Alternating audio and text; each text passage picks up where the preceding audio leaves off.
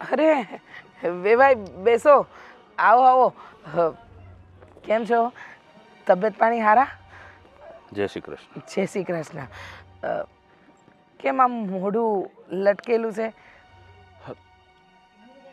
ના ના, એવું કંઈ નથી.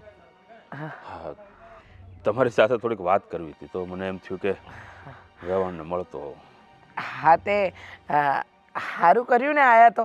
આમ પણ મારે પણ તમારી હારે વાત તો કરવી હતી. આ અમારા બામણ આવ્યા હતા ને, એ કહેતા હતા કે જો આ વર્ષે ઘણા બધા સારા મુહૂર્ત છે, તમે કહો ને તો આપણે લગ્નની તારીખ લઈ જ લેવી છે, સમજ્યા?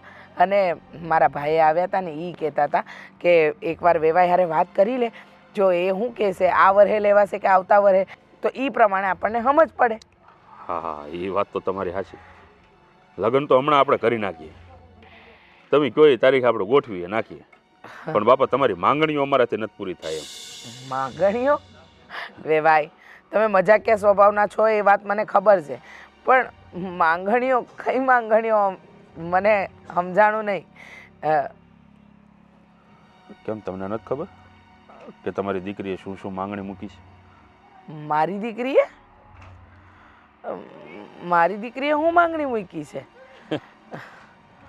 અજાણ્યા બહુ બનો છો તમે, નહીં? અરે ના ના, અજાણ્યા શું?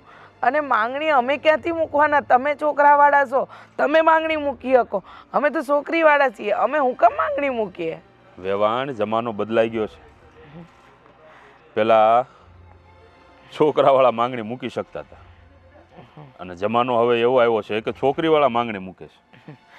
વાત તમારી સાચી છે કે જમાનો બદલાઈ ગયો છે, પણ જમાનો ગમે એટલો ભલે ને બદલાય, મને એટલી ખબર છે વેવાય કે છોકરાવાળા છોકરાવાળા જ કહેવાય ને છોકરીવાળા છોકરીવાળા જ કહેવાય.